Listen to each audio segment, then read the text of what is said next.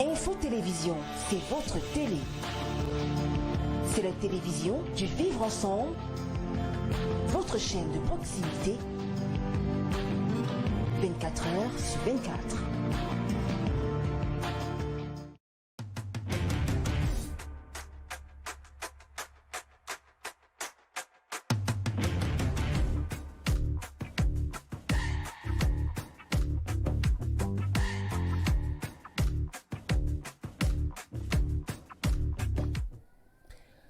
Bonsoir à tous. Dans l'ordonnance du 3 juin 2020, portant et complétant certaines dispositions de la loi 2019/023 du 25 décembre 2019, portant loi des finances du Cameroun pour l'exercice 2020, l'on a appris cette semaine que le Fonds spécial de solidarité pour lutter contre le coronavirus et ses répercussions économiques et sociales est fixé à 180 milliards de francs CFA. Dans un souci de transparence, les gestionnaires du Fonds de solidarité sont appelés à rendre compte. Dans la foulée, le ministre de la Santé publique a rendu public les contributions cette semaine en nature et en numéraire collectées dans le cadre de la lutte contre cette pandémie. Mais ces dispositions de l'ordonnance sont-elles suffisamment contraignantes pour stopper les velléités de détournement dans une administration qui est parfois loin de faire preuve d'orthodoxie en matière de gestion? Notre invité ce soir, inspecteur des régies financières, nous donnera son avis sur le sujet. En dépit des mesures de confinement toujours en vigueur, la décrue du Covid-19 est encore bien loin. Le compteur affiche 7 599 cas positifs, 4 587 guérisons et 212 décès. Pour freiner la propagation du virus, le ministre de la Santé publique a annoncé l'acquisition des kits pour renforcer le dispositif de prévention dans les régions. Les points de prélèvement du Covid-19 sont désormais disponibles dans les centres de santé, mais le testing massif pourrait se heurter désormais à la réticence de la population. En effet, depuis la survenance de cette épidémie, les hôpitaux publics sont désormais sous respirateur. Le taux de fréquentation est en baisse. Les patients redoutent une contamination. Notre hôte ce soir, acteur majeur au plan communal, nous dira quelles sont les actions qu'il mène au quotidien pour sensibiliser ses administrés sur les dangers liés à cette fièvre pneumonique. Paul Biya, président de la République du Cameroun, a reçu en audience le 5 juin 2020 l'ambassadeur de France au Cameroun, Christophe Guilou, et l'ambassadeur de Corée du Sud au Cameroun, arrivé en fin de séjour. Une intense activité diplomatique qui précède un débat public sur l'alternance politique au Cameroun, porté par les déclarations du leader du mouvement pour la renaissance du Cameroun sur la succession de gré à gré au sommet de l'État, le refus d'une nouvelle élection sans résolution politique préalable, du conflit armé dans les régions du nord-ouest et du sud-ouest du Cameroun et sans réforme consensuelle du code électoral. En réaction, le secrétaire à la communication du comité central du parti au pouvoir et membre du bureau politique du Rassemblement démocratique du peuple camerounais, le professeur Jacques Famundongo, a balayé d'un revers l'idée d'un gré à gré successoral au sommet de l'État, qualifiant l'imagination du président du MRC, je cite, de féconde, vagabonde, mais incapable de dompter la Joconde. Mais au-delà de cette passe d'armes entre ces deux personnalités politiques, que pense notre convive ce soir, cadre du Rassemblement démocratique du peuple camerounais, sur les scénarios d'un gré à gré à la magistrature suprême? Les salariés du privé, du public et les clients non salariés ont jusqu'au 30 juin 2020 pour présenter leurs attestations d'immatriculation en vue de la mise à jour de leurs fiches, faute de quoi ils ne verront plus leurs opérations traitées par les banques. Si cette opération s'inscrit dans le cadre de l'élargissement de l'assiette fiscale, si l'on se réfère au communiqué relatif signé par le directeur des impôts le 1er avril 2020, certains craignent que cette opération réduise le taux de fréquentation des banques et assurances et impacte négativement les demandes d'ouverture des comptes bancaires et la souscription d'un contrat d'assurance. Quelle approche peut-on adopter pour la réussite d'une telle opération dans un contexte de crise multiforme? On en parle dans cette livraison de la ligne rouge. Enfin, dans le registre des questions d'actualité, nous évoquerons ce soir le concours professionnel pour le recrutement de 150 personnes des régies financières lancé par le ministre de la fonction publique et de la réforme administrative, Joseph Lé, pour questionner l'importance des régies financières dans l'administration publique. En deuxième dorsale, nous ferons le bilan de notre invité ce soir à la tête d'une collectivité territoriale décentralisée dans la ville de Yaoundé, capitale politique du Cameroun, depuis février 2019. Il a d'ailleurs été brillamment reconduit à la tête de cette municipalité au terme du double scrutin du 9 février dernier. Nous passerons au scanner, son programme de développement axé en 5 points. L'épineuse question des centimes additionnels communaux sera évoquée, les réelles pesanteurs à la pratique communale, la place des jeunes au sein du Rassemblement démocratique du peuple camerounais et le sempiternel problème de l'autonomisation des jeunes feront donc partie des sujets qui seront évoqués ce soir dans le cadre de votre émission à bâton rompu, La Ligne Rouge sur Info Télévision. À présent, découvrons l'affiche signalétique de l'invité. C'est après cette transition. À tout de suite.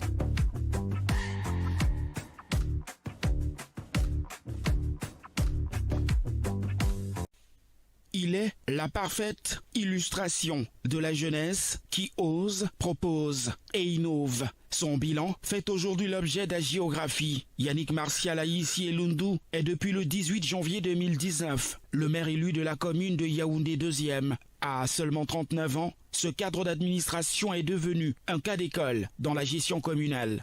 Lauréat du prix de l'excellence du management jeune en 2019 et du prix sous-régional des meilleures pratiques communales la même année. Et la liste est loin d'être exhaustive. Pourtant, rien ou presque ne laissait présager une ascension aussi fulgurante à ce fils de l'Aléquier dans la région centrale du Cameroun. Je commencerai d'abord par mon état civil, c'est-à-dire mon nom, Aïssi Elundu Yannick Martial, né à Yaoundé en 1980, plus exactement le 23 octobre. Donc ça va bientôt faire 40 ans. Je dirais que je suis camerounais de nationalité. Je dirais également que je suis originaire de la région du centre et du département de l'Aléquier, ethnie Etone.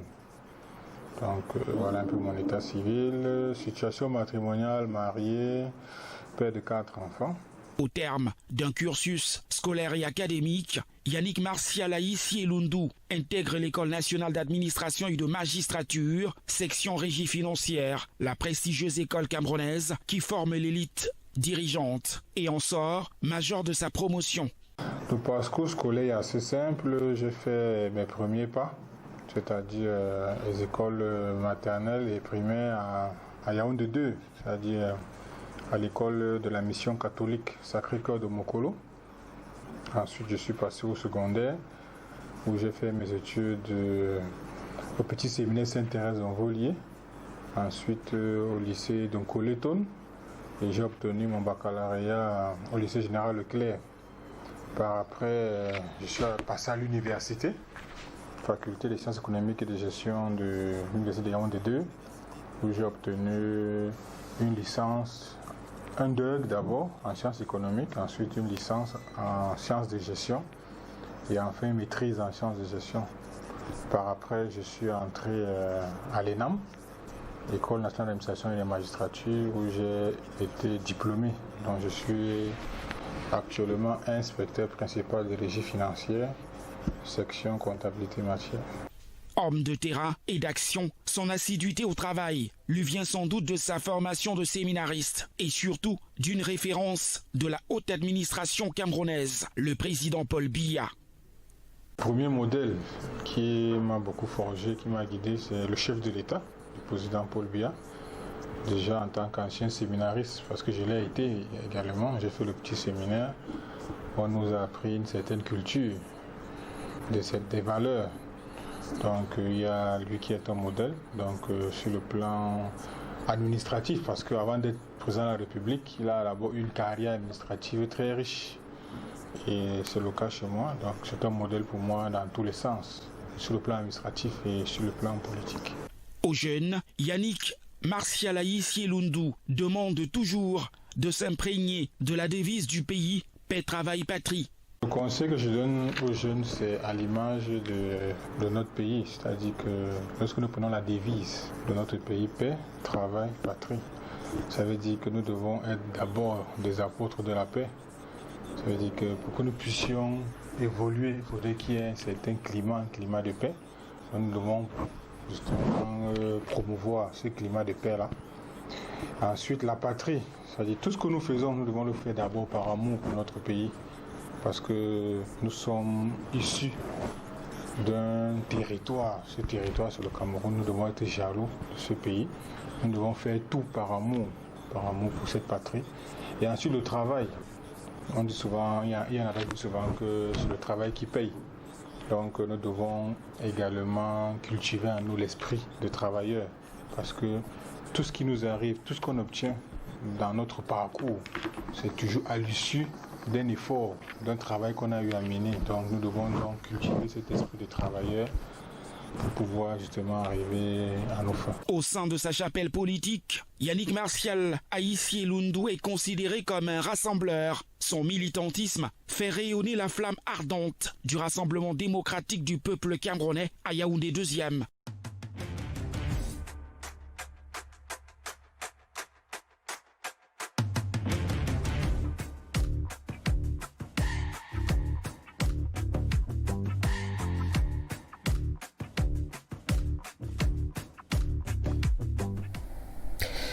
Yannick Martial Aïssi Lundu, bonsoir et merci d'avoir accepté l'invitation de cette émission d'entretien à bâton rompu ce soir, La Ligne Rose sur Info Télévision.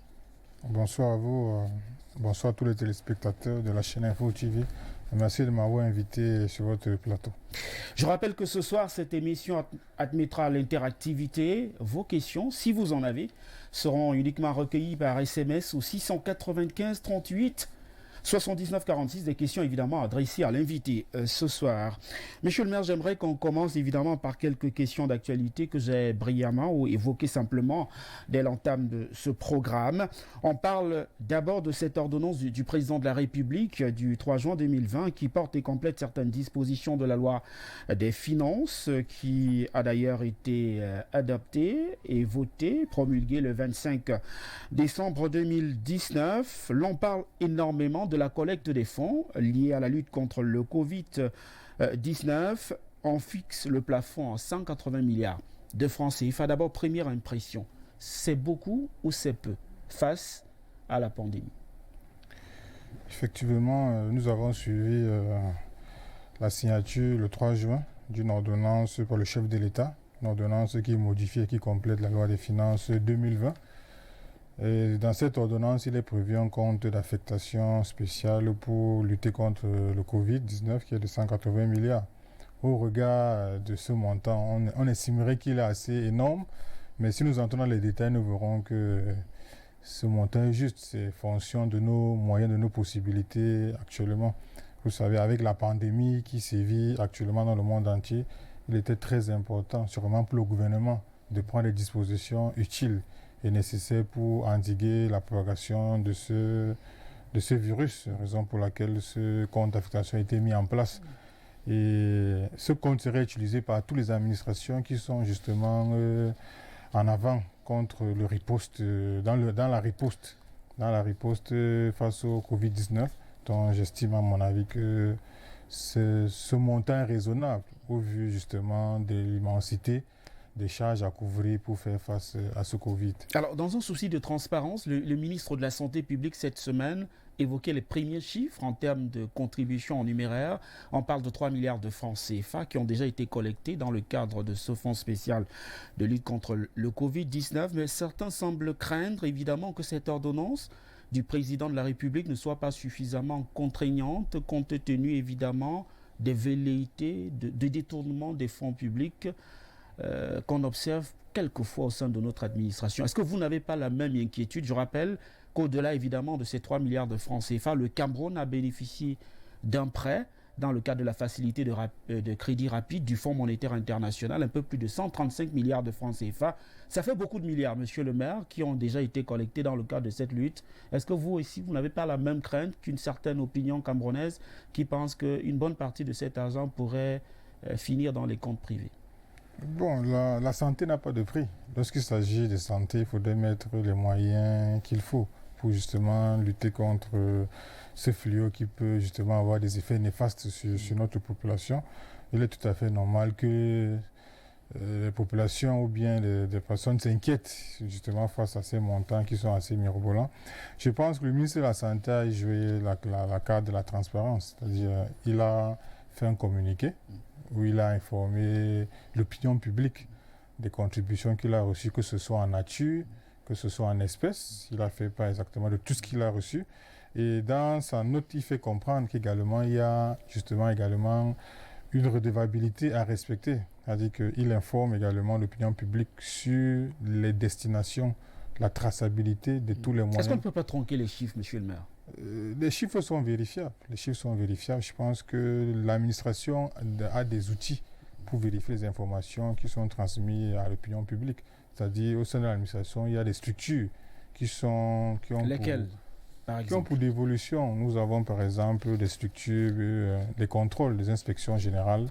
Ça veut dire que, par exemple, au sein du ministère de la Santé publique, il y a des inspections générales qui peuvent à tout moment renseigner l'opinion publique sur l'utilisation ou sur les destinations justement des moyens qui ont été mis à contribution pour lutter contre le Covid-19 au sein de ce ministère.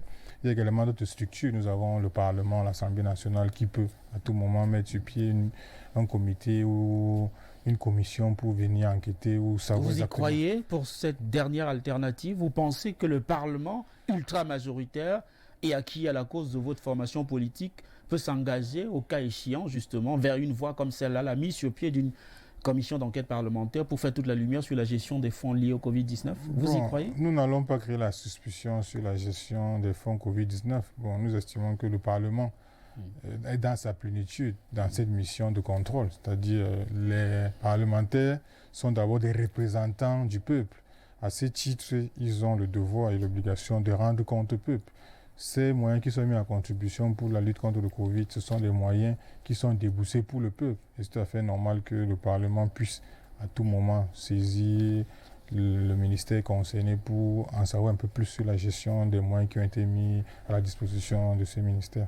Avant de vous permettre de commenter les derniers chiffres en rapport avec cette pandémie, j'aimerais savoir, monsieur le maire, quelle est la situation dans votre ressort communal? Est-ce que depuis le relâchement de certaines mesures ou alors depuis l'annonce des mesures d'assouplissement, vous également à Yaoundé 2e, vous avez observé l'inobservance des mesures barrières? Bon, le constat est assez amer. Depuis la levée des mesures de confinement avec l'assouplissement qui a été dicté par le gouvernement, nous avons constaté effectivement un gros relâchement dans les habitudes des différents concernés, les populations qui sont appelées à mettre en application les mesures barrières, les gestes barrières. Nous avons constaté qu'il y a un relâchement. Néanmoins, nous continuons à sensibiliser. Nous sommes redescendus sur le terrain. Cette semaine et la semaine dernière, j'ai eu à faire des descentes dans les quartiers pour non seulement remettre du matériel pour lutter contre le Covid, mais également sensibiliser les populations, les relais communautaires, les chefs de quartier, les chefs religieux. Nous passons par toutes ces personnes-là pour justement essayer de redoubler d'ardeur afin d'attirer l'attention des populations quant à l'importance justement de respecter toutes ces mesures barrières. Et vous voyez également que le gouvernement est là pour accompagner cette action, c'est-à-dire avec le fonds spécial qui vient d'être mis en place par le chef de l'État. Bon, je pense qu'avec le temps, les choses pourraient mieux aller. Alors, depuis le 17 mars 2020, le Cameroun a adopté des mesures de confinement, évidemment, suite à la survenance de cette maladie dans notre pays. Vous, le bilan de la stratégie gouvernementale vous paraît suffisamment éloquent? Bon, nous n'allons pas seulement... C'est vrai que le nombre de cas augmente, malheureusement, mais il y a également le nombre de cas de guérisons également qui augmente. Cela dit quand même, le gouvernement est là, non seulement pour, disons, traquer, c'est-à-dire essayer de ressortir les cas. On peut guérir, mais être réinfecté, vous le savez au moins, puisqu'on n'a jusqu'ici pas officiellement un traitement reconnu par le gouvernement pour définitivement endiguer cette maladie. Bon, je pense que les personnes qui ont été infectées sont mieux placées que nous pour connaître les réalités de cette maladie et elles sont mieux averties pour justement redoubler d'ardeur afin d'éviter une nouvelle contamination. Donc je pense déjà que les mesures du gouvernement sont assez bien appréciées. C'est vrai que nous sommes dans un contexte socio-économique assez difficile où on ne peut pas imposer un confinement strict à tout le monde parce qu'il y a un souci quand même un souci pour les uns et les autres de pouvoir survivre, un souci de suivi. Donc c'est pour ça que le gouvernement a encadré ce confinement qu'on pourrait qualifier de partiel. Donc je pense que la stratégie qui a été mise en place où on va progressivement, nous avons d'abord vu les écoles qui ont été fermées, on a pris des mesures avant de les rouvrir, des infections, nous avons également la programmation des cours. Donc le gouvernement, dans sa stratégie, je pense qu'il n'y a pas de souci majeur. Alors, les chiffres réactualisés font état de 7 599 cas positifs, 4 587 guérisons, 212 décès. J'y arrive. La question que je voudrais vous poser aujourd'hui est celle en rapport avec le taux de fréquentation observé dans les hôpitaux. Les patients semblent redouter évidemment cette maladie. Est-ce que vous avez le sentiment qu'on peut, dans un contexte comme celui-là, lancer une campagne de testing massif? Et comment on y procède, à votre avis, vous qui êtes un acteur au plan communal? Bon, je pense qu'une des stratégies du gouvernement justement pour endiguer cette maladie, c'est de lancer des tests massifs. Déjà, le gouvernement a pu acquérir 100 000 tests rapides, justement pour essayer de contenir. Pour 10 régions, vous avez le sentiment que ça permettra de résoudre quel problème? 10 régions, quand on compte le nombre de municipalités, 360 au total, ça résout quel problème, monsieur Yannick? Bon, je pense que l'accent sera d'abord mis dans les grands centres urbains, où il y a foisonnement des populations, il y a la mobilité assez très développée. Donc je pense que 100 000 tests, c'est peut-être pas beaucoup vu le nombre de Camerounais, mais c'est déjà un pas de géant qui est fait pour essayer de dépister la maladie. Parce que quand nous observons la stratégie du gouvernement, c'est de pouvoir tracer, c'est-à-dire ceux qui ont déjà été contaminés ou ceux qui ont été en contact avec des malades. Le gouvernement pour essayer de les tracer pour pouvoir justement tester. Et ceux qui seront infectés, ils seront mis en quarantaine, ils seront traités pour pouvoir circonscrire l'évolution de la maladie. Donc je pense que le fait de lancer des tests massifs, c'est également une bonne stratégie pour le gouvernement de pouvoir avoir un contrôle sur l'évolution de la maladie. Alors que pensez-vous des tests dans les écoles et les universités qui ont repris depuis le 1er juin 2020? Est-ce que c'est une bonne approche, par exemple?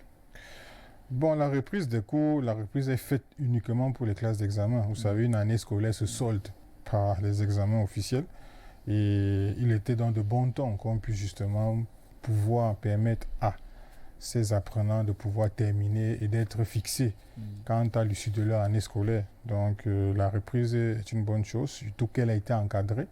Les différents ministères éducatifs ont eu le temps justement d'apprêter et de préparer tout le nécessaire pour que les cours puissent reprendre dans les conditions normales et surtout de sécurité sanitaire. Donc je pense que tous ces responsables prendront des mesures pour pouvoir achever normalement l'année scolaire et puis l'année universitaire, l'année académique. Est-ce qu'on peut se saisir de cette opportunité pour lancer les tests dans les écoles et les universités, à votre avis? C'est une opportunité, puisque le Premier ministre du gouvernement a donné des instructions au ministère concerné de pouvoir travailler en étroite collaboration avec le ministère de la Santé publique, de telle sorte qu'il y ait une veille et une surveillance des élèves. En cas de cas suspect, les autorités sanitaires seront directement mises à contribution pour justement faire des tests et puis trouver des solutions le cas échéant pour ceux qui seront infectés ou pas. Donc je pense que c'est une bonne stratégie de pouvoir tester les élèves ou les étudiants qui peut-être présenteraient des signes de contamination au Covid-19. Je voudrais qu'on aborde une question politique avant d'entrer évidemment dans la deuxième dorsale de cette émission, essentiellement consacrée aux questions liées aux collectivités territoriales décentralisées. Parlons de votre champion, le président de la République du Cameroun. La presse a abondamment évoqué les prises de position de quelques leaders politiques, notamment celui du mouvement pour la renaissance du Cameroun, qui mettait en garde contre un gré à gré au sommet de l'État. Comment vous avez réagi à cette sortie? Bon, je dirais que le Cameroun est un État démocratique. Et la dévolution du pouvoir a été bien déterminée par la Constitution. Et je pense que l'accession au pouvoir, les règles sont bien connues, c'est-à-dire c'est une élection présidentielle. Et nous avons eu la dernière élection présidentielle qui a eu lieu en 2018 et nous avons eu le résultat. Donc je pense que nous sommes un État de droit. Tout le monde a droit, tout le monde aspire à accéder au pouvoir. Quand on a la main mise à l'Assemblée nationale et au Sénat, est-ce qu'on n'a pas là une manœuvre pour modifier une constitution? Quand on a la main mise à l'Assemblée et au Parlement, c'est vrai que le Parlement est entièrement majoritaire au RDPC, mais je pense que le chef de l'État, c'est un homme de droit, c'est un homme qui est assez légaliste et qui respecte surtout les institutions étatique, et je pense qu'il est là pour appliquer d'abord la loi, appliquer la Constitution.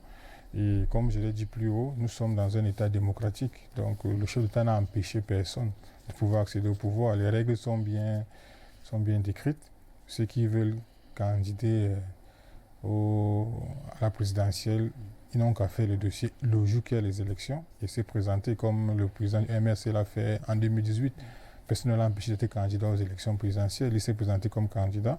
Malheureusement, pour lui, il n'a pas pu gagner l'élection. Donc, je pense qu'il n'y a aucune volonté pour le RDPC d'empêcher aux autres partis de pouvoir accéder au pouvoir. Il faut juste respecter les règles.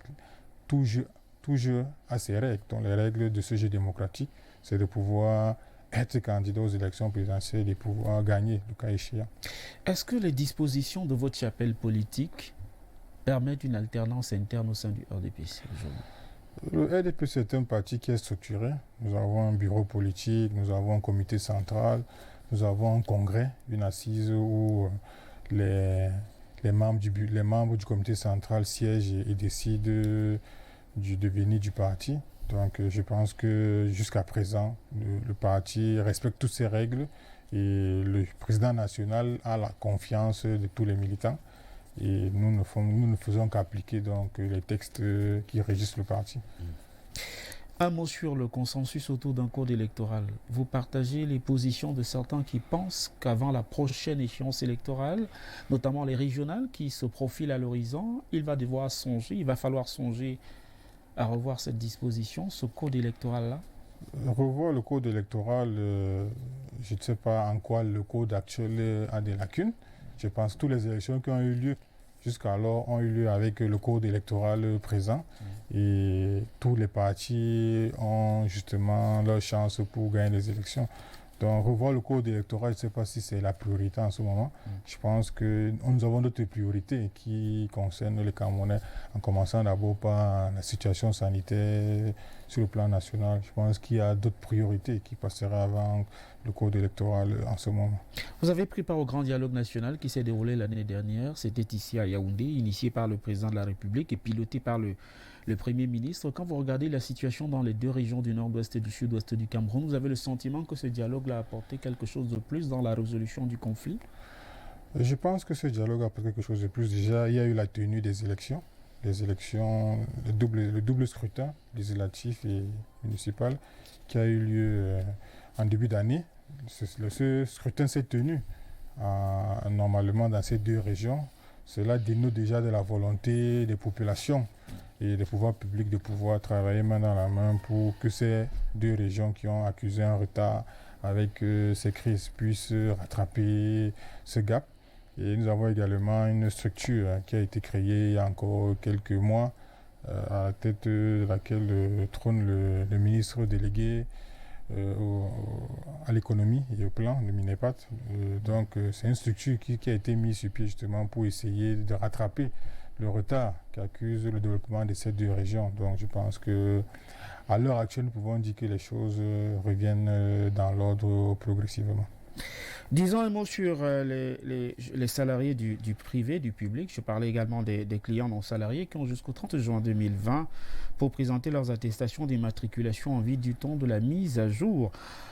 De leur fiche. J'aimerais qu'on dise un mot là-dessus. Certains craignent d'ailleurs qu'une telle opération, qui est donc lancée par le directeur des impôts, qui d'ailleurs fait partie des dispositions de la loi des finances 2020, se heurte à une réalité ou alors impacte sur la fréquentation des banques et assurances, mais également réduit les demandes d'ouverture des comptes bancaires et la souscription d'une police d'assurance. Vous partagez cet avis?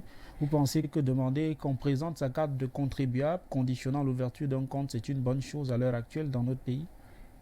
Bon, je pense que je reviendrai d'abord vers les mots du chef de l'État qui disait qu'il a besoin d'un Cameroun prospère, plus juste et plus équitable. Et quand on parle d'équité, cela veut dire quoi? Cela veut dire que tout le monde doit contribuer. L'impôt, Ceux qui ne font rien vont contribuer, ils vont donner quoi, monsieur le maire? Non, en fait, c'est parce qu'il y a, si vous essayez d'observer sur le plan national, vous verrez qu'il y a une bonne frange. C'est le secteur informel, où nous avons des personnes qui exercent des activités, des activités de promotion économique, mais qui ne sont pas fichées par les impôts, justement, c'est-à-dire ce secteur informel. Je pense que cette mesure du directeur général des impôts, c'est beaucoup plus pour également essayer de pouvoir identifier toutes ces personnes qui exercent dans le secteur informel, mais qui ne contribuent pas comme il se doit à l'effort national, c'est-à-dire payer l'impôt. Parce que payer l'impôt, c'est un devoir, c'est une contribution qui est exigée pour tous ceux qui opèrent dans le volet économique. Donc je pense que cette mesure permettra justement au directeur général des impôts de pouvoir élargir l'assiette fiscale sans créer de nouveaux impôts, sans faire peser un nouvel impôt aux entreprises ou aux personnes physiques qui justement exercent des activités économiques. Vous êtes cadre au sein de l'administration camerounaise. J'aimerais au moins vous poser cette question. Dans un pays où le taux de bancarisation est de 10%, selon d'ailleurs les études qui ont été menées en 2017 par le ministère des Finances, vous ne craignez pas qu'une telle opération, je reprends ma question à l'heure actuelle, entraîne une désertion des établissements financiers ou des banques très précisément? Bon, si vous observez les flux économiques, vous verrez qu'il y a plusieurs activités qui sont justement générés par les flux entre des personnes et des banques. Je prends un exemple, vous verrez les Orange Money, MTN Mobile Money, ce sont des opérations justement qui prennent en compte des acteurs du secteur informel.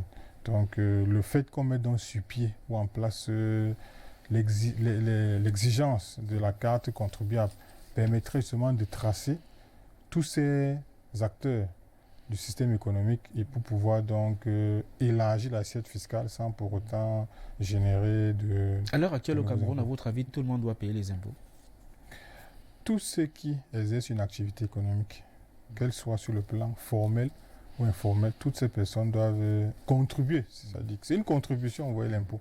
L'impôt, c'est d'abord une contribution. C'est une contribution aux charges de l'État. Donc ce n'est pas un salaire, c'est plutôt une contribution. Disons un mot rapidement sur les régies financières. Vous êtes inspecteur des régies financières. Je voudrais qu'on dise un mot sur cette profession qui fait visiblement courir et qui semble nourrir son âme. Quelle est l'importance des régies financières dans l'administration publique en fait? L'importance est bien avérée. Nous avons par exemple un budget, nous avons une loi des finances l'ordonnance qui a été signée, qui modifie, qui complète certaines dispositions de la loi des finances. En fait, les régies financières ont un rôle très important dans l'administration parce que ce sont ces régies-là qui permettent de pourvoir les fonds aux services étatiques. Ça veut dire que le budget de l'État, quand il est voté en recettes, il est voté en dépenses. Dans le volet recettes, nous avons les recettes fiscales et les recettes non fiscales.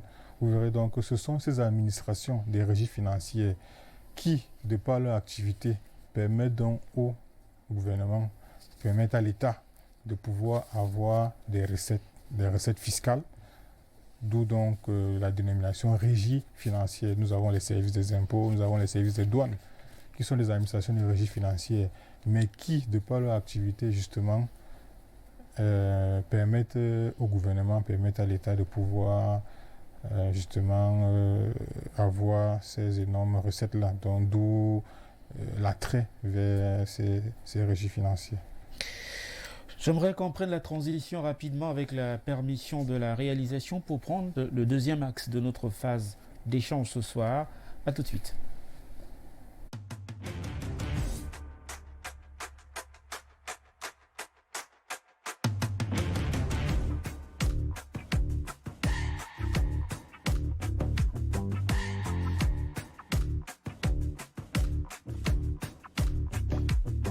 Monsieur le maire, on est toujours avec vous dans le cadre de cette livraison de l'émission La Ligne Rouge. Avant d'en venir à votre bilan et parler évidemment de votre programme, j'aimerais qu'on s'arrête un tant soit peu sur votre élection. La première survenue, je crois, c'était en février 18 janvier 2019. Très bien. Vous avez donc été porté à la tête de la municipalité de Yaoundé deuxième, suite évidemment au décès de Louis Gassamba, décédé le 16 novembre 2018, très exactement. Quelques jours après, votre installation, votre bureau a été cambriolé, mis à sac. Des présumés malfrats, visiblement armés, ont emporté des précieux documents et des objets. Nous sommes rendus à plusieurs mois, plusieurs semaines déjà de cette histoire. Est-ce que vous avez pu identifier qui étaient finalement ces présumés malfrats qui ont mis à sac votre bureau? Je dirais déjà que effectivement il y a eu cambriolage, mais documents emportés, je dirais non. Nous n'avons pas signalé des documents importants emportés à la suite de cette visite des individus non identifiés. Je dirais peut-être c'était juste une coïncidence parce que c'est vrai. Comment vous y voyez une coïncidence alors que ça survient pratiquement quelques semaines après votre installation? Bon, je dirais d'abord que actuellement la mairie, c'est-à-dire les locaux de la mairie sont situés dans une zone qui n'est pas très sécurisée parce que tout autour, la zone est inhabitée. C'est une zone qui est inhabitée avec tous les alentours, il y a encore de la broussaille. Ce qui fait que c'est un environnement qui est propice justement à la criminalité, qui est propice au vol. Et c'est vrai que nous avons des gardiens qui, en principe, travaillent 24 heures sur 24. Mais néanmoins, malgré nos efforts, il y a donc justement parfois ces personnes non identifiées qui réussissent à entrer dans l'enceinte de la mairie pour perpétrer ce type de forfait. Donc c'est pour ça que je parle d'un cas isolé. Ce n'est pas forcément un coup de vol qui avait des intentions bien précises. Je parlerai d'un cas isolé. C'est pour ça peut-être que la police n'a pas pu mettre la main sur les auteurs de ce forfait. Donc il y a eu coup de vol, mais le bureau du maire n'a pas été saccagé. Le maire n'a même pas encore de bureau. Le maire travaillait encore dans sa salle d'attente. Le bureau actuel était en cours de travaux, c'est-à-dire on faisait encore des travaux. Donc les malfrats n'ont pas pu emporter de documents parce que justement il n'y avait aucun document dans le bureau du maire. Mais néanmoins, nous avons pris des dispositions pour renforcer la sécurité tout autour de l'enceinte de la mairie, malgré la broussaille. Et depuis là, nous n'avons plus eu à avoir des coups de vol de ce type. Comment on fait pour concilier l'activité de maire et celui de fonctionnaire? Bon, déjà, je dirais que les textes sont bien clairs. Ça veut dire quoi? Ça veut dire le poste de maire est incompatible avec le poste de directeur d'administration centrale. Donc pour le reste, si vous êtes chef service ou chef de bureau ou simple cadre, ce n'est pas incompatible avec la fonction de maire. C'est vrai que dans le nouveau code sur les CTD, il y a une disposition qui fait part de la mise en détachement automatique d'un fonctionnaire qui a été élu dans l'exécutif communal. Donc je pense. Ce qui sous-entend quoi exactement? Mise en détachement sous-entend quoi? Vous ne percevez plus les salaires pendant la période où vous êtes mis en détachement? Oui, cela signifie que vous ne percevez plus les salaires en tant que fonctionnaire, mais plutôt vous percevez la paye. C'est-à-dire que le salaire, parce que les maires sont dorénavant payés par l'administration. Et puis, donc si vous êtes mis en détachement, cela signifie que vous êtes plutôt pris en charge par la mairie ou par le FEICOM, parce que c'est le FEICOM qui s'occupe des salaires des maires. Évoquons à présent votre programme en 5 points, qui a d'ailleurs fait l'objet de votre brillante élection à la tête de votre votre municipalité Yaoundé 2. J'aimerais qu'on aille point par point sur les promesses électorales, parce que c'est comme ça qu'il faut d'ailleurs qualifier cela. Vous aviez parlé d'un programme en 5 axes. Le premier parlait du recensement, de l'actualisation du fichier des contribuables en vue d'une meilleure collecte des taxes pour maximiser les recettes de votre municipalité et rétablir le rapport de confiance avec les contribuables. Où en êtes-vous avec ce premier projet? Effectivement, c'est un axe très, très important dans la politique de gestion communale. Vous savez, pour pouvoir mener des actions sur le terrain et des réalisations qui sont appréciables par les populations, il faudrait disposer des moyens. Et les moyens, on les acquiert comment? On les acquiert par les recettes directes et les recettes indirectes. D'où l'importance donc de recenser et de connaître justement le fichier des contribuables de la commune. C'est une opération qui a été lancée depuis l'année dernière. Nous avons recensé les différents contribuables, les contribuables de notre commune. Et aujourd'hui, les services de la mairie sont en train de toiletter pour pouvoir nous sortir un fichier fiable sur lequel nous pourrons nous faire des projections pour optimiser nos recettes et être justement capables de pouvoir mener des actions et réalisations au bénéfice de nos populations. Vous avez pensé à une automatisation en tout cas de ce système-là de collecte? Vous savez, avec l'informatisation, c'est important justement d'automatiser les opérations.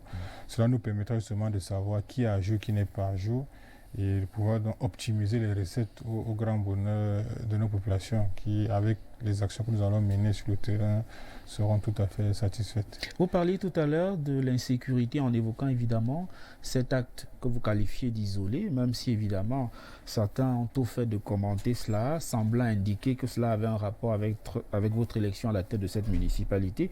Mais la question de la sécurité, de la sécurisation de la commune était l'une de vos priorités. Où en êtes-vous avec cette opération? Vous parliez justement de la police municipale, de la mise sur pied des caméras de vidéosurveillance. Est-ce que vous avez avancé sur ce projet et quelle est la situation sécuritaire réelle de votre municipalité? Est-ce qu'il fait bon vivre à Yaoundé 2e? Est-ce que c'est une zone insécure? C'est un arrondissement insécure?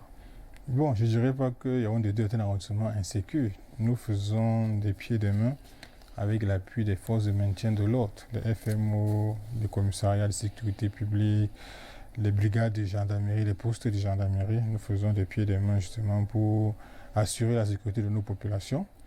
Mais néanmoins, il y a des cas avérés qui peuvent surgir où on a des agressions, où on a peut-être des plaintes des populations. Mais déjà à notre niveau, au niveau de la commune, nous sommes en train de mettre sur pied la police municipale. Nous allons, dans les semaines et les mois à venir, renforcer nos effectifs en termes de police municipale. Nous attendons que les textes d'application, les textes réglementaires qui définissent très bien les missions et les rôles de la police municipale soient adoptés d'abord au niveau de l'Assemblée nationale, parce qu'on nous a fait part qu'il y aurait des textes en préparation qui seraient soumis à l'approbation du Parlement. Donc, en attendant, nous, au niveau de la commune, nous effectuons des tâches normales de police, c'est-à-dire d'appui surtout la lutte contre l'incivisme et surtout le désordre urbain dans notre commune. Mais en attendant que ces textes soient justement rendus officiels, nous allons juste encadrer et appuyer les actions de la police nationale. Et nous allons également appuyer les actions des groupes de vigilance, les comités de vigilance dans les quartiers, qui également soutiennent l'action de la police nationale pour assurer la sécurité des populations dans les différents quartiers.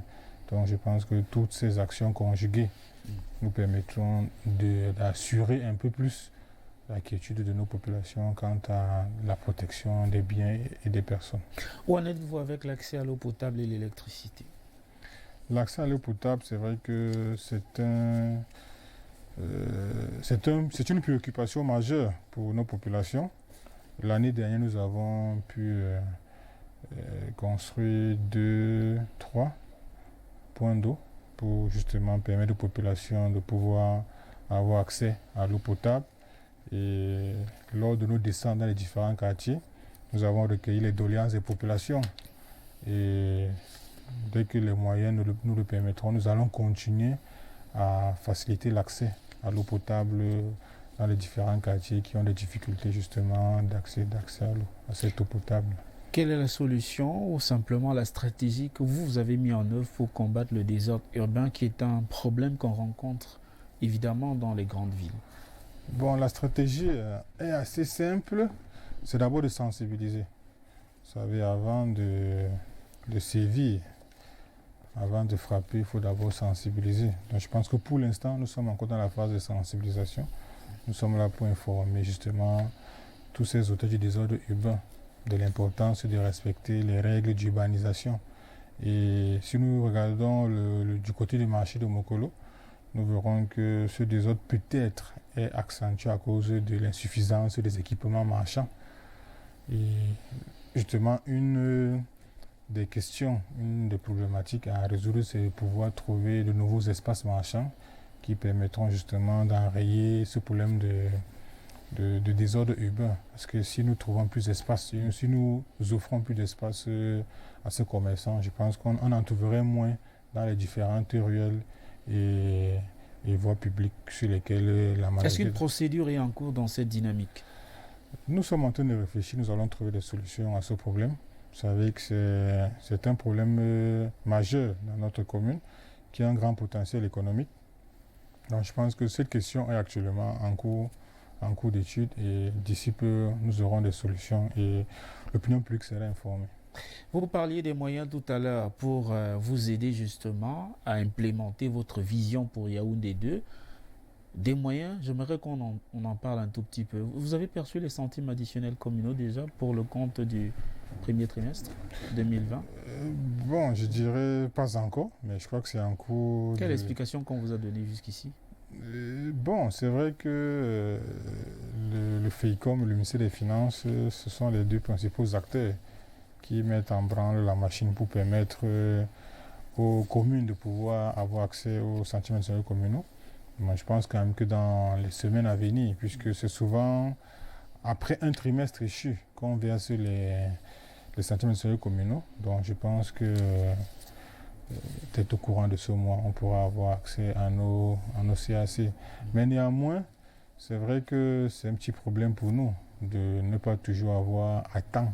Petit ou un gros problème, monsieur le maire? Petit ou un gros problème?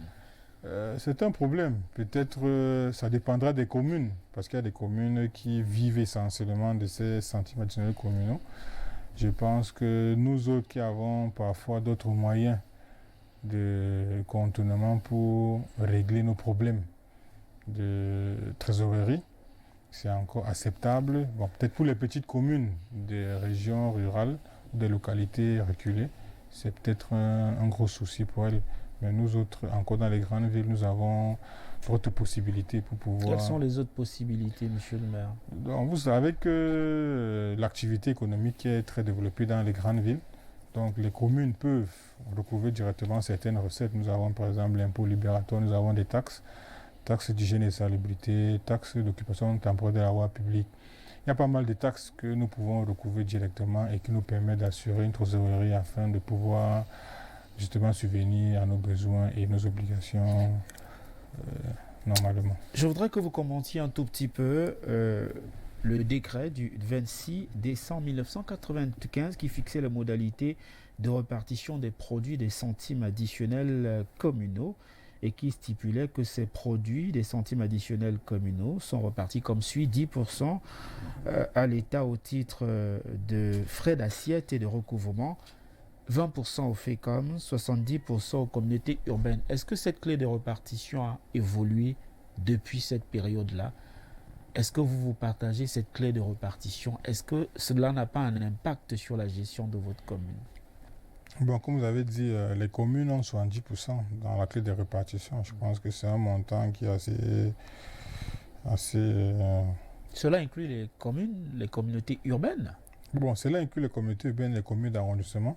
C'est vrai que c'est un montant un pourcentage assez important dans la répartition par péréquation de ces centimes additionnels communaux.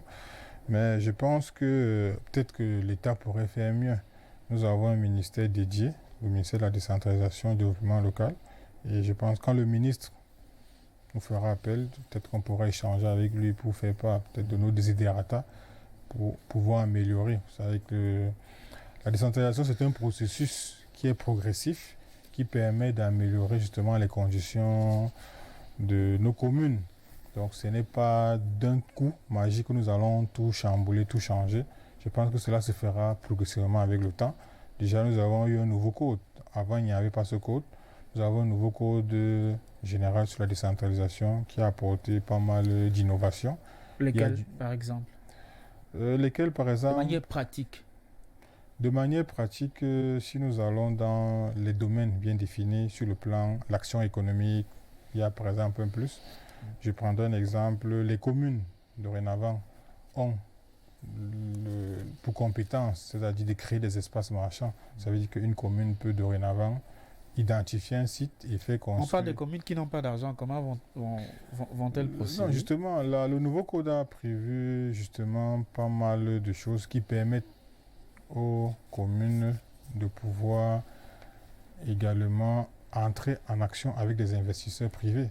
Ça veut dire une commune qui n'a pas de moyens peut justement être en partenariat avec soit une banque, avec soit un investisseur privé, avec soit une autre commune qui a plus de moyens.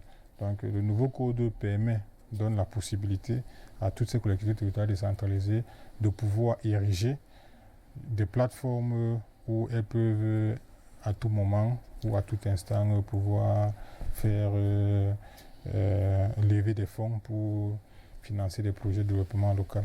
Vous êtes satisfait par la dotation générale de fonctionnement pour l'exercice 2020, la clé de répartition?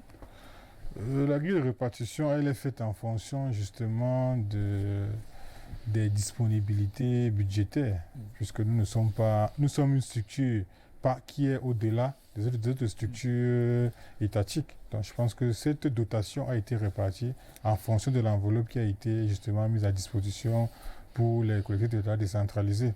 Certains ont estimé, M. le maire, que cela représentait à peu près 1% des 10% qui vous avaient été promis à l'issue du grand dialogue national et qui est d'ailleurs prévu dans le Code général des collectivités territoriales décentralisées. Bon, c'est déjà un pas. C'est déjà un pas de pouvoir entrer en possession de ces 1 ou 2% qui sont mis à disposition des communes sur le territoire national. Comme on l'a dit, le nouveau code a prévu une marge de 15%. Ça veut dire l'année prochaine, forcément, il y aura une augmentation de la dotation générale de la décentralisation. Donc c'est déjà un pas qu'on ait pu maintenir parce qu'il y a 2 ans, 3 ans, 4 ans, 5 ans, les communes n'avaient pas tous ces moyens-là pour pouvoir assurer le développement de la localité. Quelle est votre vision de la décentralisation? La décentralisation, pour moi... Tel qu'il est implémenté, est-ce que ça vous satisfait? Vous êtes jeune, dynamique, en un an. Les prix, évidemment, qu'on a pu apercevoir dans vos bureaux, qui sont finalement un échantillon de l'ensemble de vos distinctions pour bonnes pratiques au niveau des communes. Est-ce que vous avez le sentiment que les municipalités ont désormais plus de coudées franches avec la loi sur les collectivités territoriales décentralisées pour être de véritables acteurs de développement au sein de leur commune? Je pense que oui, le nouveau code, justement, donne plus de coudées franches à nos municipalités. Parce que lorsque nous regardons l'ancienne loi, la loi sur l'orientation générale à la décentralisation, il y a eu des innovations avec le nouveau code. Le nouveau code, justement, a prévu que les municipalités soient plus autonomes et puissent, justement, négocier ou signer des partenariats avec des entreprises ou avec des investisseurs ou avec des structures financières pour pouvoir mener à bon point les projets qui auront été initiés par chacune de ces municipalités. Donc je pense que nous pouvons quand même être satisfaits de cette loi, de ce code qui a été signé par le chef de l'État. Disons un mot rapidement, cette fois-ci sur les pesanteurs liées à la pratique communale. Nous parlions des pesanteurs. Quelles sont ces pesanteurs qui aujourd'hui ont un impact évidemment sur l'activité communale? Commençons peut-être par la formation des maires. Vous avez le sentiment que les maires au Cameroun sont suffisamment bien formés à la pratique communale? C'est vrai que dans le nouveau code, il est prévu après l'élection, après la mise en place des conseils municipaux, de former des séminaires de formation justement pour imprégner les maires, surtout ceux qui n'ont jamais eu de contact dans la gestion communale. Donc il est prévu des séminaires de formation pour justement arrimer à ces nouveaux maires la nouvelle donne de la gestion communale. Donc c'est vrai qu'il y a eu cette épidémie, cette pandémie qui fait rage, qui a retardé un peu la mise en place de ces séminaires de formation. Mais nous osons croire que d'ici la fin de cette année budgétaire, cette année civile, nous aurons droit à ces séminaires qui permettront justement de pouvoir arrimer les nouveaux maires au standard de gestion communale. Vous avez le sentiment que les séminaires suffisent pour outiller les maires et permettre à ces derniers de mieux gérer une municipalité? Les séminaires, c'est déjà un pas. C'est-à-dire que ça permet justement de donner aux uns et aux autres, c'est-à-dire les éléments essentiels pour pouvoir gérer. Et les maires ne gèrent pas seuls. Les maires ont des collaborateurs. Nous avons par exemple des responsables dans nos communes qui sont issus du centre de formation de l'administration municipale qui a été justement tout récemment transformé en École nationale d'administration locale. Donc ces maires ont donc ces collaborateurs qui sont des personnes qui ont été formées dans le domaine de l'administration municipale et qui nous permettent justement de pouvoir gérer comme il se doit nos communes, de pouvoir nous arrimer aux standards de gestion communale. Où en êtes-vous avec le plan communal 2020 de la commune de Yaoundé 2? Le plan communal, nous avons un plan d'investissement annuel. C'est-à-dire chaque année, le conseil municipal met sur pied un plan d'investissement annuel et ce plan est donc mis en œuvre par le maire. Donc nous sommes je dirais à 40-50% de la mise en œuvre de notre plan d'investissement annuel. Nous avons des projets qui ont été justement identifiés et qui devaient être mis en place cette année. Nous avons passé les marchés pour la réalisation de la plupart de nos routes déjà. Et d'ici quelques semaines, les premiers travaux débuteront au grand bonheur de nos populations. Et également sur le plan de l'investissement. L'investissement également, nous avons pu acquérir des financements additionnels venant du ministère de l'économie et de la planification pour résoudre les problèmes d'accès dans les quartiers. Donc, c'est vrai qu'il n'est pas très tard, il est assez tôt pour pouvoir faire le point. Et cela fait plus de 100 jours que vous êtes à la tête de cette municipalité. Ça fait plus de 100 jours, mais nous avons également un problème avec cette pandémie. Est-ce que ce n'est pas la belle excuse, monsieur le maire? Tous les maires qui brandissent le Covid-19 pour justifier. Est-ce que le Covid-19 empêche, par exemple, qu'on vote le budget? Non, le budget a été voté depuis l'année dernière, en décembre. Donc la mairie fonctionne normalement? Non, la mairie fonctionne, mais les actions... Est-ce que ce n'est pas une belle excuse, cette histoire de Covid-19, pour justifier qu'on ne travaille pas au sein des municipalités? Non, ce n'est pas une belle excuse, c'est juste qu'on tient compte des réalités du terrain. C'est-à-dire que le Covid, certes, n'a pas infecté toute la population, mais le Covid a des effets assez néfastes sur l'activité économique. Je prends un exemple, lorsque nous voulons recouvrer nos recettes, et que nous nous présentons devant un contribuable. Le contribuable prendra pour excuse qu'il a moins de clients et de ce fait moins de recettes pour pouvoir payer à temps ces taxes communales. Nous sommes des êtres humains, nous sommes assez compréhensifs.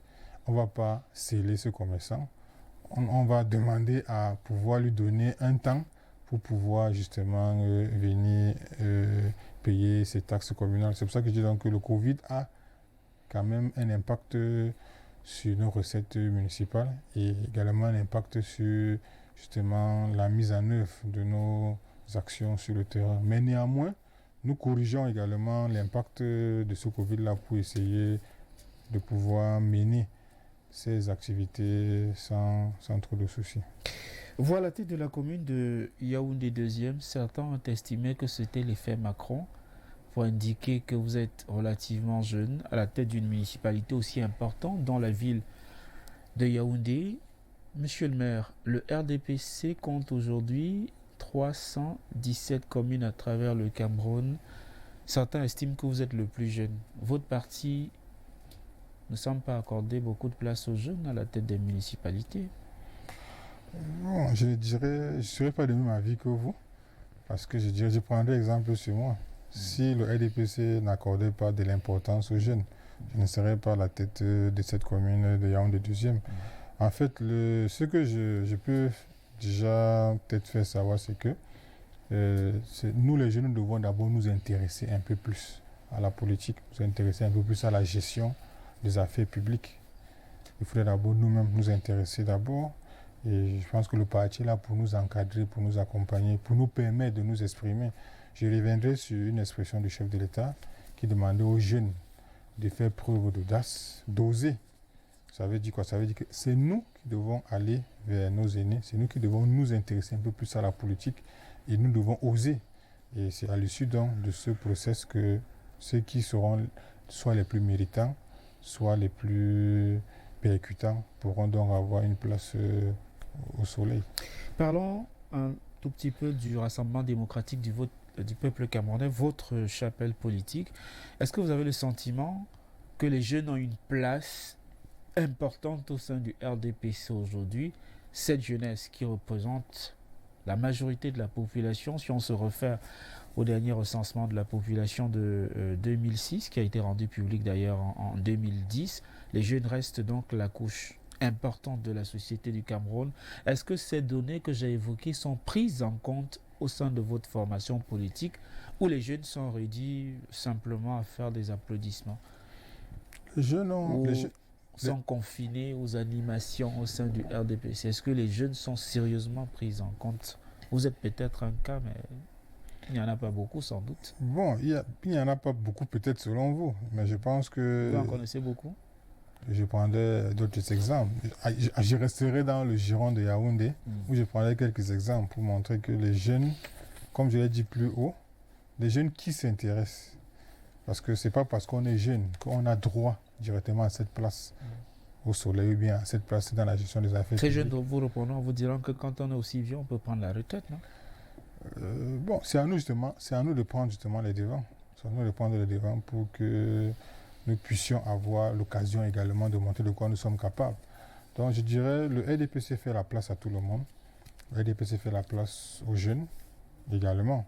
Nous avons d'abord tout un organe spécialisé qui a été créé au sein du RDPC, c'est-à-dire l'OJ RDPC, l'organisation des jeunes du RDPC. C'est déjà un souci que la place est faite aux jeunes, la place doit être faite aux jeunes.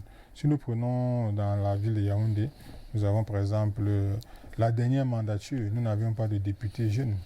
Mais cette fois-ci, nous avons, parmi les 7 députés du fonds, nous avons un député qui est jeune. La dernière mandature, en début de mandat, nous n'avions aucun maire jeune. Cette fois-ci, nous avons, moi, le maire de Yaoundé 2, nous avons le maire de Yaoundé 6, nous avons le maire de Yaoundé 5. C'est pour dire que, en fait, nous devons un peu plus nous intéresser à la chose politique.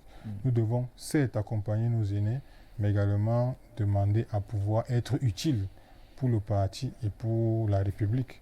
De ce fait, ceux qui ont donc soit le bagage intellectuel nécessaire ou qui ont les capacités et les aptitudes, je pense que le parti est là pour promouvoir l'égalité pour tout le monde, l'équité pour tout le monde. Et de ce fait, les jeunes auront plus de place au sein du RDPC. À votre avis, il faut avoir quel âge pour être au comité central du RDPC? Il n'y a pas un âge pour être au comité central du RDPC. Je pense qu'il faut être militant du RDPC. C'est d'abord le premier critère de sélection. Je pense qu'il faut être membre du RDPC. Bon, l'âge, il n'y a pas un âge pour être membre du comité central du RDPC. Qu'est-ce que vous pensez de ceux qui indiquent que quand vous intégrez votre formation politique, à la base, et évidemment vous faites partie de la jeunesse de votre formation politique, le RDPC, vous êtes capable finalement d'y rester toute une vie? C'est ceux qui pensent, c'est ceux qui estiment qu'on intègre l'OGRDPC. Prenons le bel exemple, par exemple, de l'OGRDPC de Yaoundé 2e. Est-ce qu'en dehors de vous, il y a beaucoup de jeunes là-bas? Est-ce que les gens qui sont là-bas ne sont pas suffisamment vieux pour militer au sein de l'OGRDPC? Non, je prends l'exemple à Yaoundé 2. Nous avons l'exécutif municipal où nous avons 2 jeunes qui sont issus de l'OGRDPC, qui sont au sein de l'exécutif municipal. C'est-à-dire sur 5 maires, 1 maire et 4 adjoints, nous avons 2 maires qui sont jeunes, qui sont issus de l'OGRDPC. Donc vous verrez quand même qu'il y a une avancée. Nous avons le suppléant au député, qui est la vice-présidente de la section OGRDPC. C'est également une autre avancée. Nous avons plus de conseillers municipaux jeunes au sein de notre conseil municipal. Ce sont également des avancées au sein du RDPC. C'est vrai que nous ne pouvons pas bousculer tout d'un trait. Nous allons avancer progressivement et puis nous sommes là pour accompagner nos aînés. Nous ne sommes pas là pour bousculer nos aînés, nous sommes là pour les accompagner. Nous demandons également à être utiles, non seulement pour le parti, mais également utiles pour la nation, raison pour laquelle nous travaillons, nous avançons et nous sommes là pour être encadrés par nos aînés. Quelle est l'importance de l'OJRDPC au sein du RDPC? Cette structure sert véritablement à quoi? Si ce n'est à inviter les jeunes à aller voter au moment venu. Est-ce que vous n'avez pas le sentiment qu'au sein de l'OJRDPC, vous faites le sale boulot au moment de l'élection et vous n'êtes pas suffisamment récompensé après le scrutin? Bon, je ne parlerai pas de sale boulot. Déjà, élire, c'est un devoir. C'est un devoir civique. Donc, qu'un jeune s'inscrive et aille exercer son droit de vote, ce n'est pas un sale boulot. C'est tout à fait normal de pouvoir justement contribuer et de pouvoir être un acteur dans la gestion, dans le choix des décideurs, de ceux qui vont gérer la cité. Donc, ce n'est pas un sale boulot, c'est tout à fait logique qu'un jeune s'inscrive et aille justement voter. Je dirais peut-être que nous sommes plus nombreux et de ce fait, la poignée des jeunes qui est donc choisie pour représenter les autres, au vu de l'immensité de tous ces jeunes-là, on a l'impression justement que nous sommes sous-représentés. Mais je pense que de plus en plus, les aspirations des jeunes sont prises en compte au sein du parti. Et avec le temps, forcément, il y aura également des avancées au niveau de la redistribution, soit des postes, soit des responsabilités au sein du parti. Comment avez-vous vécu l'opération d'investiture au sein du RDPC au cours du dernier scrutin de février 2020? Je prendrai l'exemple de Yaoundé 2e. Je dirais que le parti a juste respecté la volonté des militants et des populations. Puisque le maire que je suis, non seulement a été investi tête de liste, mais également tout ce qui représente les populations au sein du conseil municipal, ce sont des militants, ce sont des personnes qui justement justifiaient d'une certaine expérience, d'une certaine autorité et également d'une certaine représentativité des populations.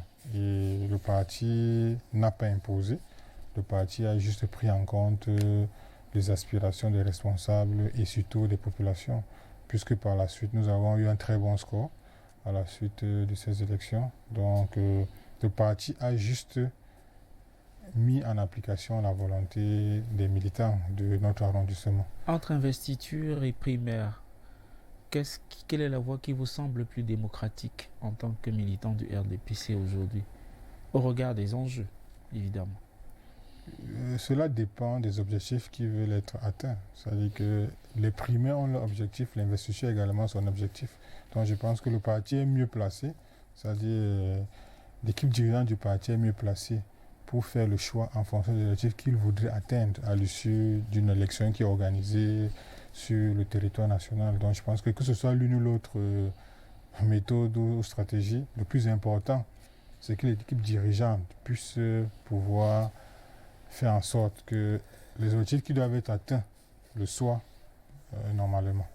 Vous parliez tout à l'heure du très peu d'intérêt des jeunes à la chose politique. Qu'est-ce qui peut l'expliquer à votre avis? Vous êtes jeune, vous avez un parcours des plus élogieux. Qu'est-ce qui explique que les jeunes s'intéressent moins selon vous à la politique? Est-ce que ce n'est pas parce que les hommes politiques aujourd'hui ont plus ou moins déçu cette jeunesse-là? Je ne parlerai pas de déception des hommes politiques, je parlerai peut-être plutôt de l'importance que les jeunes accordent à la politique. Je pense que quand on est jeune et qu'on est dans la vie civile, l'intérêt, l'importance est plutôt orienté vers le fait de chercher à gagner sa vie. C'est-à-dire que trouver un boulot, trouver une activité qui nous permet de pouvoir arrondir les fins du mois. Je pense que c'est le plus grand souci d'abord pour les jeunes. La raison pour laquelle ils se disent la politique, ce n'est pas un métier.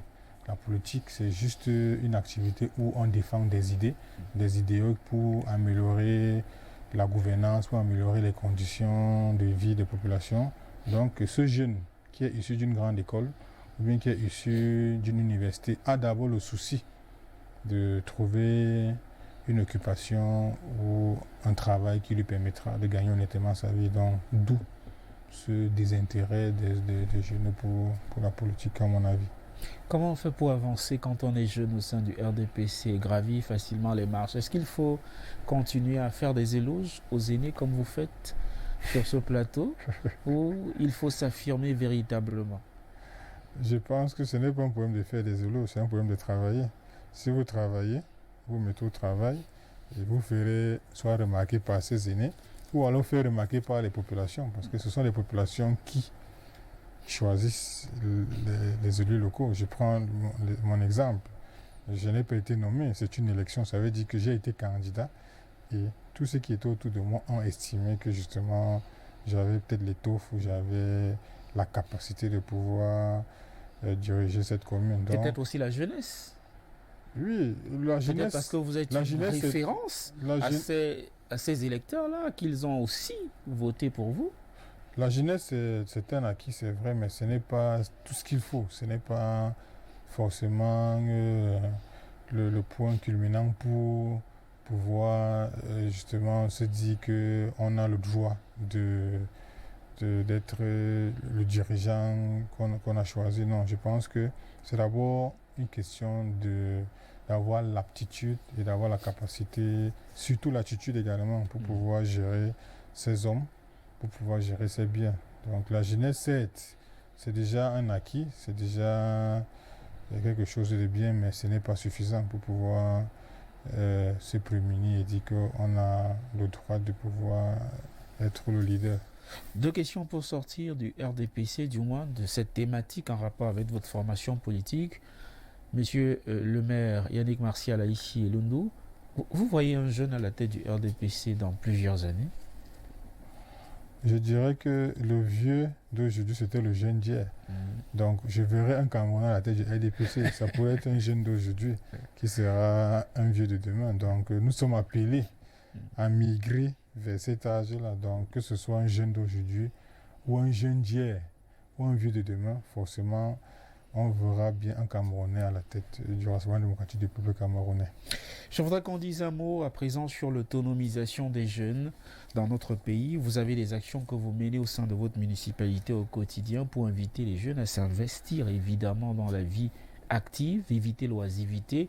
Vous avez le sentiment que dans notre pays aujourd'hui, les structures d'encadrement sont suffisamment nombreuses pour absorber cette demande sans cesse pressante des jeunes en quête de financement qui veulent s'affirmer et s'imposer dans la société? Bon, je dirais qu'à notre niveau, d'abord au niveau de la commune, nous avons mis sur pied des conventions avec des groupes d'associations pour pouvoir faciliter l'autonomisation des jeunes, mais également des femmes, à travers des formations, à travers la mise en place des financements pour accompagner justement ceux du secteur, surtout informel, pour pouvoir justement mieux se positionner sur le plan social. Et sur le plan national, je dirais que le ministère de la Jeunesse et de l'Éducation civique a mis également sur pied à travers le programme triennal jeune, à travers toutes ces structures qui sont créées au sein de ce ministère, a mis sur pied un mécanisme qui également permet de pouvoir accompagner les jeunes. Mais au vu des moyens assez limités, c'est vrai que c'est assez difficile peut-être pour contenir tous ces jeunes-là qui sont en quête de financement, qui sont en quête d'accompagnement pour pouvoir mettre sur pied des activités génératrices de revenus afin de faciliter leur autonomisation. Mais déjà, c'est un pas qui est fait dans le sens de pouvoir encadrer ces jeunes-là pour permettre qu'ils puissent être autonomes aujourd'hui. Parlons du chômage, des chômages de ces jeunes. Quand on parle d'autonomisation, évidemment, on évoque la question du chômage. Beaucoup de ces jeunes pensent que la situation qu'ils traversent dans ce pays qui est le nôtre est aussi due à une gestion, je n'utiliserai pas l'expression, je vous laisse le choix, de votre formation politique qui est au pouvoir depuis 38 ans. Vous partagez cet avis? Je ne partage pas forcément cet avis. Je pense que Vous verrez, dans tous les pays au monde entier, il y a un problème de chômage. Le chômage n'est pas spécifique au Cameroun. Peut-être que au niveau... Je ne sais même pas si c'est le chômage ou si c'est autre chose. On a le Peut-être c'est sentiment, parfois, en regardant de manière... en jetant un petit visuel sur le décor, on a le sentiment peut-être que tout le monde, finalement, ne fait pas grand-chose dans notre pays. Peut-être c'est un problème de la propension qui est peut-être assez élevée d'un pays à un autre. Mais je dirais que dans tous les pays au monde entier, ça dépend. Il y a toujours des chômeurs, il y a toujours un problème de chômage. Maintenant, c'est vrai que c'est l'État qui doit mettre sur pied un mécanisme pour réduire le taux de chômage de la population. Et à notre niveau, au niveau national, au niveau du Cameroun, l'État a mis sur pied des structures qui permettent soit de réduire ou de former des jeunes. Nous avons par exemple le FNE qui a des programmes intéressants qui permettent déjà de pouvoir former des jeunes et également de faire des placements dans les entreprises, dans les structures étatiques et publiques, parapubliques et même privées. Peut-être qu'il faudrait que les jeunes puissent souvent suivre les offres de formation qui sont mises à leur disposition par ce fonds, le Fonds national de l'emploi. Nous avons également, c'est vrai, l'administration publique en elle-même à travers les concours administratifs. C'est vrai que l'offre est assez faible, mais avec les recrutements qui sont organisés régulièrement par le ministère de la fonction publique, c'est également des actions qui permettent de réduire de façon non négligeable le taux de chômage au sein de la population jeune. Il y a également les initiatives privées, parce que tout le monde a tendance à vouloir travailler pour l'administration, qu'elle soit publique ou privée, mais également cette possibilité pour les jeunes de pouvoir s'investir, se lancer à leur propre compte. Maintenant, le problème de financement se posera. Comment se faire financer par les banques, surtout que les banques sont d'abord des institutions qui doivent respecter le règlement COBAC avec les ratios de mise en place des crédits. Et ces jeunes souvent n'ont pas parfois des garanties, des cautions pour avoir accès au crédit bancaire.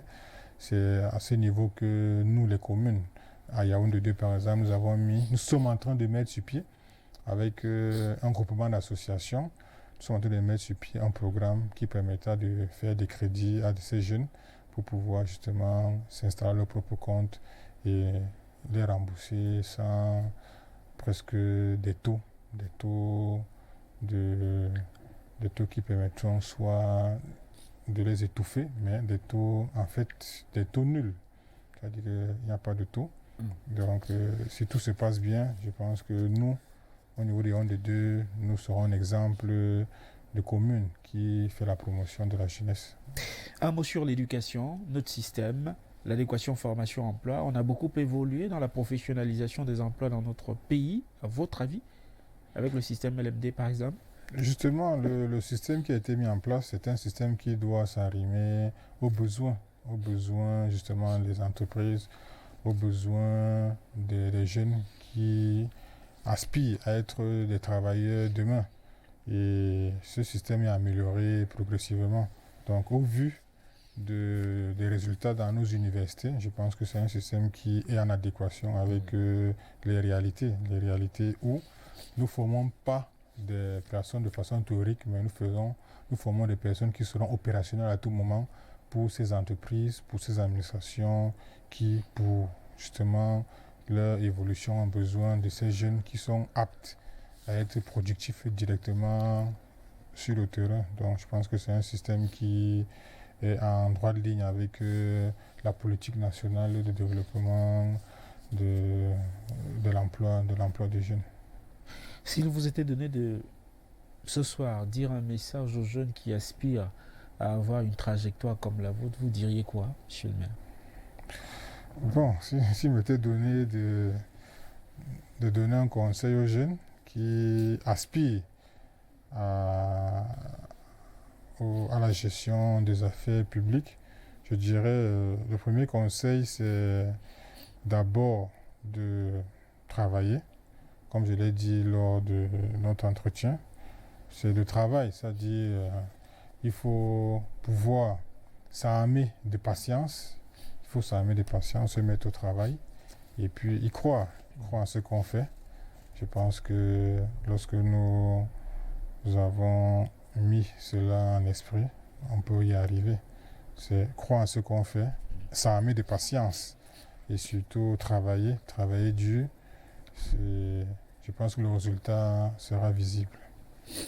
Je voudrais qu'on dise rapidement un mot, puisqu'on va sortir de cette phase d'échange avant de reprendre sans doute d'ici quelques minutes, évidemment, parutions des journaux de demain lundi. Un mot sur votre municipalité, parce que c'est par là justement qu'on sortira.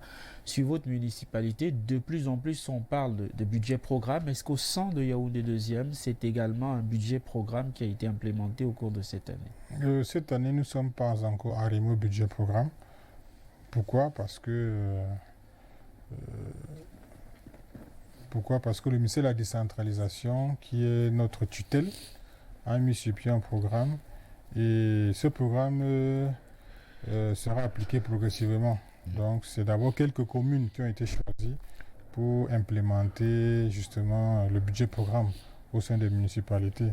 Mais j'ose croire que pour le budget 2021, nous allons nous arrimer au nouveau standard du budget programme qui a été mis en place il y a quelques années par le gouvernement.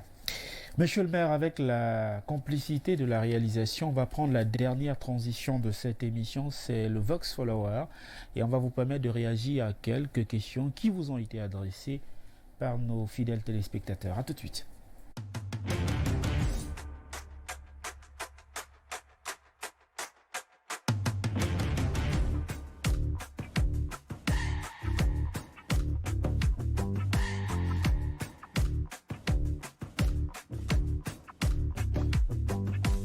Monsieur le maire, lire quelques messages des téléspectateurs qui vous suivent ce soir. Bonsoir en studio, je suis fier de voir un jeune de moins de 40 ans à un poste de responsabilité car les mauvaises mentalités des Camerounais est en train de tomber. C'est Jules de Bafia qui vous a écrit ce message.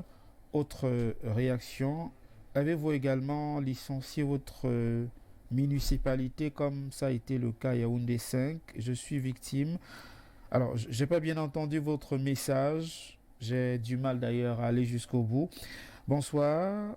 Bonsoir Info Télévision. De quel sujet vous parlez? On parle évidemment du maire de Yaoundé 2e, de son plan d'action, de l'activité économique et politique du Cameroun. Alors, autre réaction, je vais essayer de le lire parce que c'est pas toujours bien écrit. Trouvez-vous judicieux que les maires soient payés tous les mois et à temps par le FECOM, tandis que le personnel communal est partie prenante de la municipalité? C'est une des questions qui vous est adressée. Bon, déjà, je dirais que le maire, c'est d'abord un travailleur. Le maire travaille pour sa municipalité. Et c'est tout à fait normal qu'à la fin de la période, c'est-à-dire de 30 jours, qu'il ait droit également à un traitement et qu'il se fasse payer par le FEICOM. Surtout qu'il y en a plusieurs maires qui sont obligés de laisser tomber ou d'abandonner leur occupation pour se consacrer entièrement aux nouvelles fonctions de maire. Donc c'est tout à fait normal qu'ils aient droit également à cette rémunération parce qu'ils ont des besoins comme tout être humain, c'est-à-dire des chefs de famille qui ont des charges mensuelles. Par contre, nous avons des cas où dans certaines municipalités, à la fin du mois, la mairie n'a peut-être pas les moyens pour pouvoir payer les salaires de tous ces employés.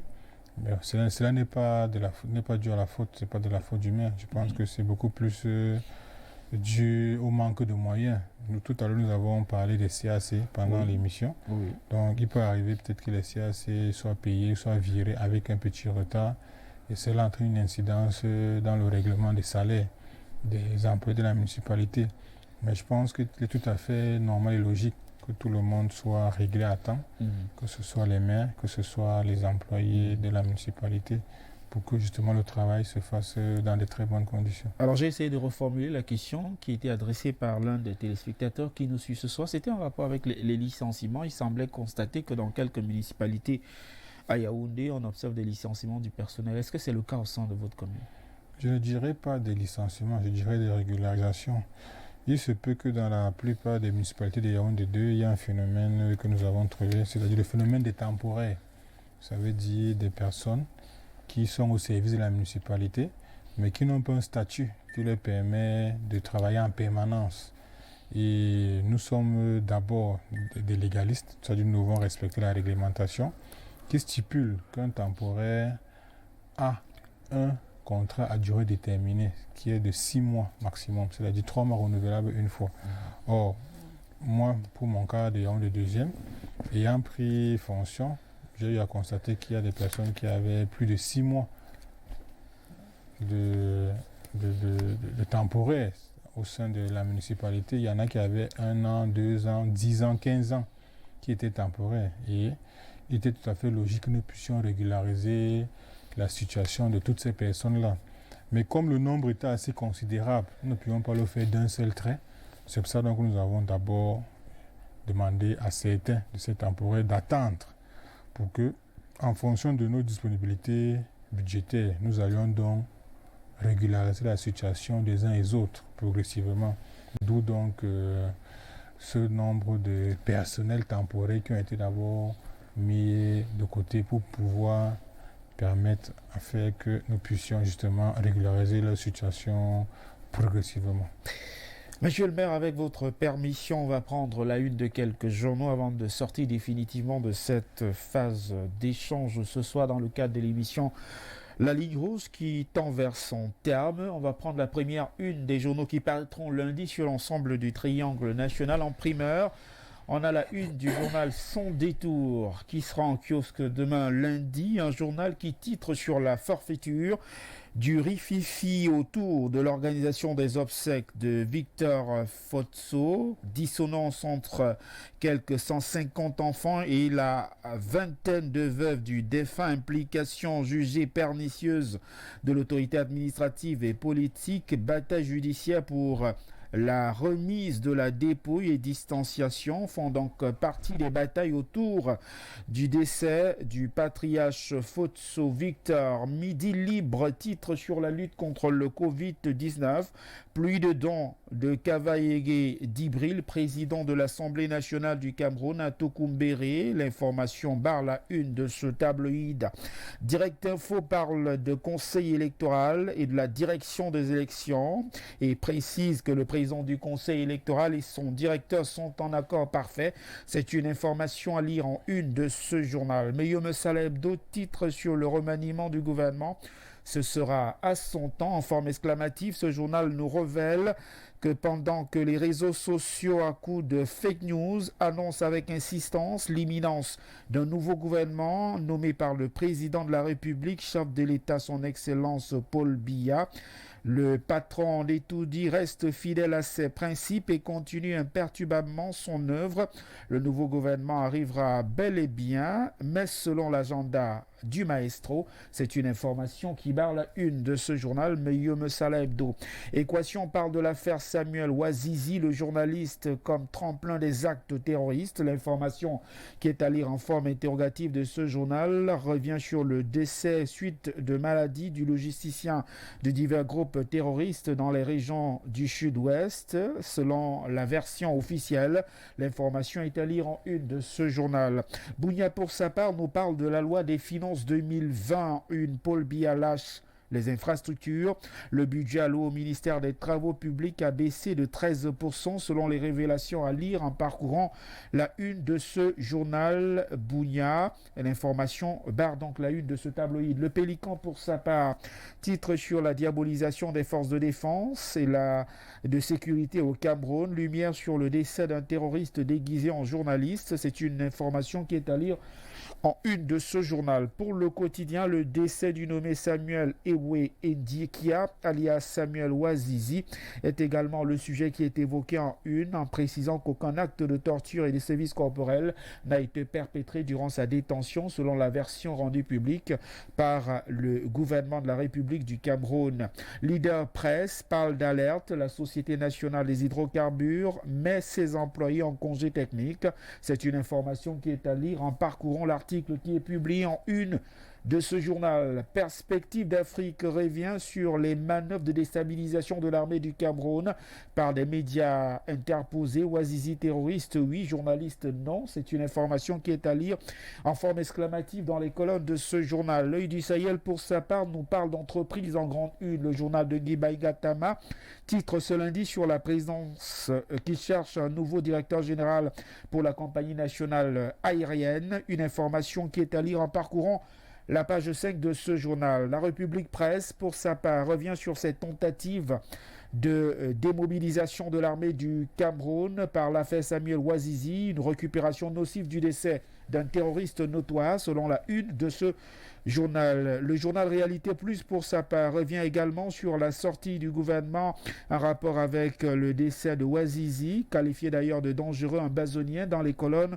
de ce journal. Intégration, pour sa part, parle du Black Lives Matter, nouvel ordre du vivre ensemble. L'information est en rapport avec le décès de cet Américain qui suscite depuis le 25 mai dernier une colère et indignation au pays de Donald Trump, selon l'information qui est évoquée en une de ce tabloïd. Indépendant, pour sa part, revient sur l'affaire Ouazizi, la quête de la vérité. Le chef des armées joue la carte de la transparence en ordonnant l'ouverture d'une enquête. Révélation sur les motifs de l'arrestation de Samuel Ewe Ndikia et les causes ainsi que les circonstances de son décès.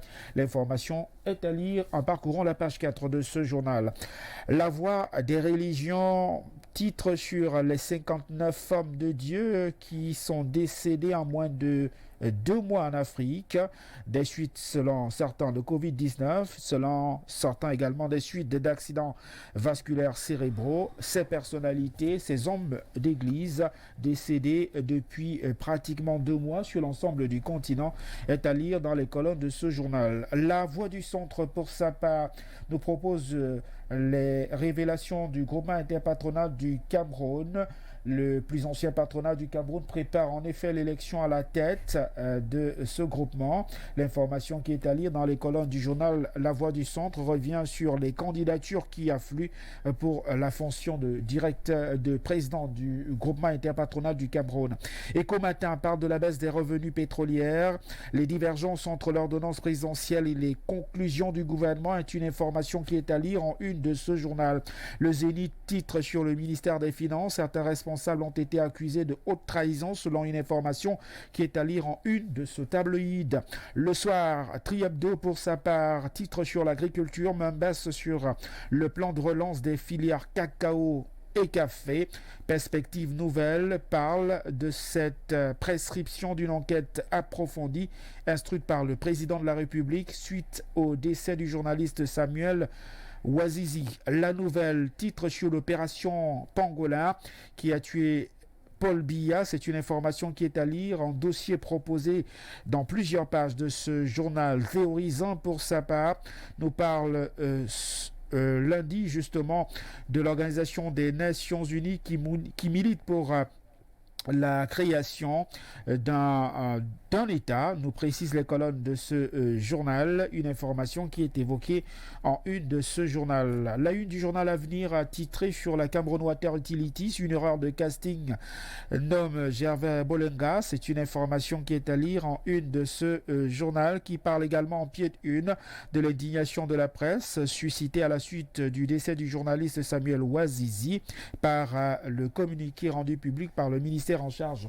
de la défense du Cameroun. Tous ces journaux sont disponibles dans les kiosques à journaux dès demain lundi sur l'ensemble du triangle national et vous les avez en primeur dans le cadre de cette livraison de votre émission d'entretien à bâton rompu, la ligne rose. Monsieur le maire, merci d'être venu et de nous avoir consacré un peu de votre précieux temps tout au long de ce programme. Merci également de m'avoir invité sur votre plateau et bonne soirée à tous vos téléspectateurs. On recevait donc Yannick Martial Aïssi Lundu, maire de la commune de Yaoundé 2e, avec lequel nous avons passé 1 heure et pratiquement 30 minutes d'échange. Merci de vos multiples contributions. Merci de rester fidèles à nos programmes qui se poursuivent dimanche et à dimanche prochain. S'il plaît à Dieu, bien le bonsoir.